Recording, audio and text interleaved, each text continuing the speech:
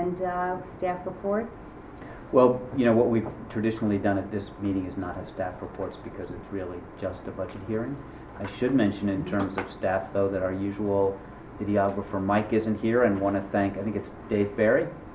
Jeff, you're Jeff. Dave's going to do next time. But thank you, Jeff. My pleasure. Thank you. Nice to meet you, Jeff. Thank you. Okay, thank you. All right, so no other staff reports then? No. No, okay.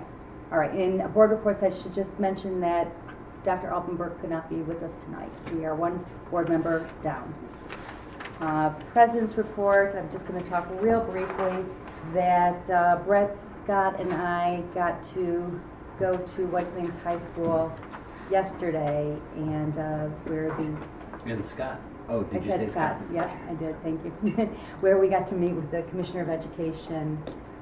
She met with a whole day of meeting with superintendents, with parents, and we went to the board member meeting with Mary Ellen Elliott. And so we had about 45 minutes of her time, and I'll just rattle off a couple of the big points that she made, and feel free to jump in if I missed anything, Scott and Brett. Which she said basically that she's hearing all of us in New York State, and she's hearing the main concerns in New York State are standards or the Common Core. And they are doing a whole standards review, and there's going to be a review committee, and people could apply to be a member of that committee by just going to the AIM New York website and applying to be on that standard review committee. She also heard the area of concern is the rollout of the Common Core, lack of resources available and support for the teachers. And the state education department wasn't supposed to provide the teaching materials, rather it was support. And so support is options but not required for the learning. And I guess a lot of teachers throughout the state use the materials on Engage New York for the actual curriculum, and that really wasn't the intention supposedly. So Engage New York materials were supposed to be support, not scripted. Local decisions should drive curriculum creation to meet standards. Sound good, Tim? Yes. And another area of concern, of course, was the testing. New York State had the highest opt-out in the nation, and there is a new testing company that's being used, and apparently 20 teachers in New York will now review each question on the test, and assessments are shortened this year, and hopefully next year the number of days will be shortened as well. And APPR, as we've talked about before, 4 years, no consequence of test results tied to teacher evaluations for now. And one thing that I thought was important to note, that they are looking into and opening up more and varied opportunities for students to receive a Regents diploma. So there'll be more opportunities for special ed students that maybe wouldn't otherwise be able to graduate with a Regents diploma. So there'll be more opportunities. A different path. A different path, but. And at one point, Scott, you asked an interesting question about project-based assessments. What did you think about it? Yeah, so what I asked was on the APPR, we're in this moratorium period, but the law still says what the law says, and nobody's backed off yet of the testing. So do they have any plans to infuse creativity into the APPR so that local districts could better align the APPR with their priorities and potentially have different APPRs in different districts and incorporate more 21st century learning than 20th century learning? And she said we're really trying to think through all that. It's a good idea. It's a good idea. We really are open to project-based assessments or more creative ways to assess students. What she clearly did not back off of was the notion that every school would be treated the same in terms of, if there's a formula, it's going to be a formula for everybody. She wasn't prepared to say that each school can do their own thing. And it was not clear what these more creative projects would look like. But it does seem to be fair to give credit where credit is due, that at least they're trying to think through this stuff in a slightly different way that's been thought through before. And there might be a bit of an opening to be more thoughtful than just a standardized test that gets taken that then gets linked through a formula. Let me take that and run with it, because I think had she been a witness at John King's confirmation hearing in Washington, he may not have sailed through as fast as he did, because she said she admitted that the rollout was done too quickly.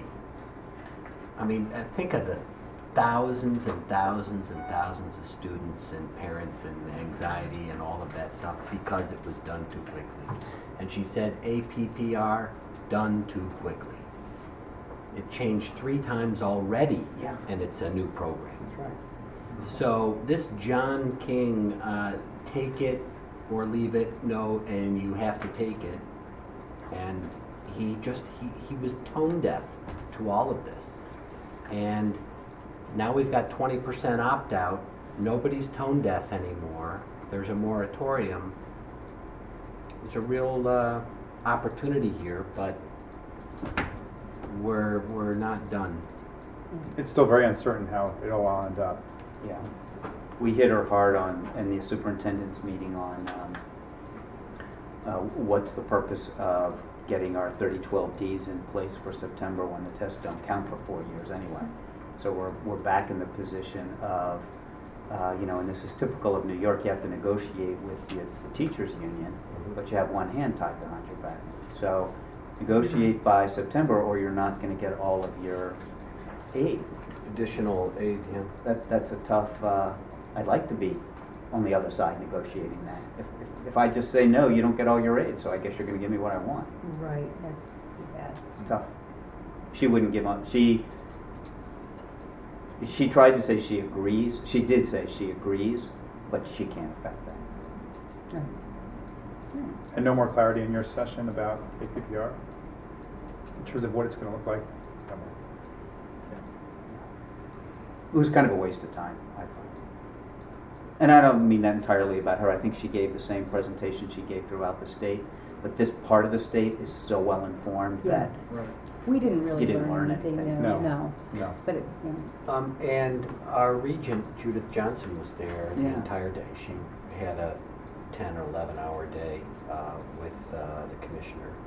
And we've all seen what's happened to the new members of the Regents, Board of Regents now. And, it's not a done deal, but it looks as though our regent being in the minority is going to be no longer. That minority of 7 is now likely to be a majority of 9 or possibly even 10.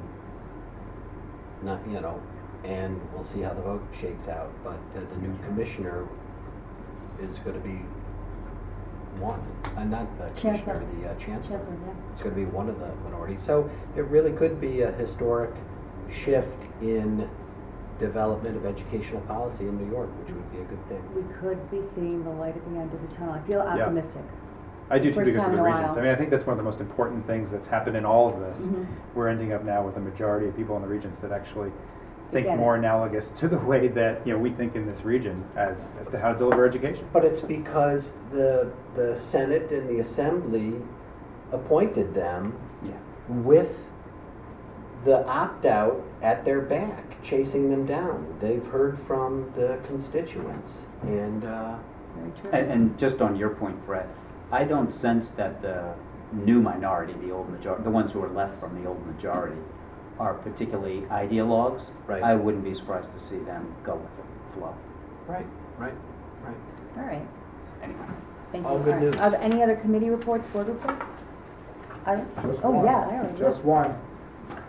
Something happening in Something athletics? What happened, yeah? It was just a wonderful season for the Bottom Hills boys basketball team. As we said at the last meeting, they were Section 1 champions in Class A, which in my mind is probably the hardest title in the state to win in boys basketball.